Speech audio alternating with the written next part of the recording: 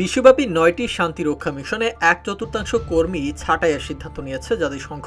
শান্তিরক্ষী বাহিনীর বিপুল সংখ্যক এই কর্মী বাদ পড়তে যাচ্ছে মিশন থেকে, যার মধ্যে বাংলাদেশের শান্তিরক্ষী বাহিনীর সদস্যরাও রয়েছেন। জানা গেছে মোট প্রায় ২৫% শান্তিরক্ষী সৈন্য ও পুলিশকে তাদের সরঞ্জাম সহ প্রত্যাহার করা হবে। পাশাপাশি এসব মিশনে কাজ করা অনেক বেসামরিক কর্মীও এর আওতায় পড়বেন। এর ফলে ১৩ থেকে ১৪,০০০ সৈন্য ও পুলিশ এবং উল্লেখযোগ্য বেসামরিক কর্মী এই ছাঁটাইয়ের আওতায় আসবেন। জাতিসংঘের এমন সিদ্ধান্তের মূল কারণ হিসেবে উল্লেখ করা হয়েছে অর্থের ঘাটতি, পাশাপাশি যুক্তরাষ্ট্রের ভবিষ্যৎ তহবিলের অনিশ্চয়তা। জাতিসংঘের এক জ্যেষ্ঠ কর্মকর্তা পরিচয় প্রকাশ না করার শর্তে রয়টার্সকে জানিয়েছেন এসব তথ্য। আর জাতিসংঘের এই সিদ্ধান্ত কার্যকর হলে ক্ষতিগ্রস্ত হতে পারে বাংলাদেশও।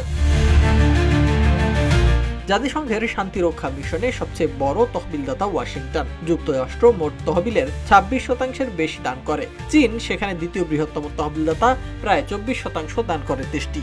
এই বিপুল পরিমাণ অর্থ প্রদান স্বেচ্ছাসেবী নয় এবং নির্ধারিত। তবে যুক্তরাষ্ট্রের এরই মধ্যে $১.৫ বিলিয়ন বকেয়া পড়েছে। নতুন বকেয়া যোগ হওয়ায় বর্তমানে মোট বকেয়ার পরিমাণ $২.৮ বিলিয়ন বেশি। জাতিসংঘ সূত্র জানিয়েছে, যুক্তরাষ্ট্র শিগগিরই $৬৮০ মিলিয়ন পরিশোধের পরিকল্পনা করছে।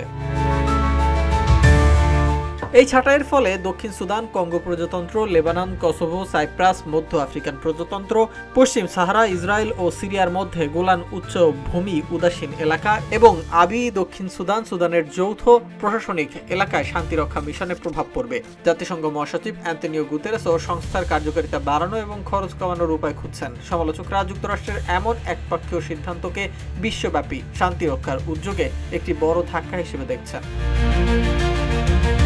এদিকে জাতিসংঘের এই সিদ্ধান্ত কার্যকর হলে বাংলাদেশও ক্ষতিগ্রস্ত হতে পারে, কারণ বাংলাদেশের জাতিসংঘের শান্তিরক্ষা মিশনে সেনা ও পুলিশ সদস্য মোতায়েনের ক্ষেত্রে শীর্ষস্থানীয় দেশগুলোর একটি। ৪৪৭ নারী সহ ৫,২৩০ জন শান্তিরক্ষী নিয়ে দ্বিতীয় সর্বোচ্চ সংখ্যক কর্মী রয়েছে বাংলাদেশের। তাই এমন খবর বাংলাদেশের শান্তিরক্ষীদের জন্য দুঃসংবাদ হিসেবেই দেখা হচ্ছে।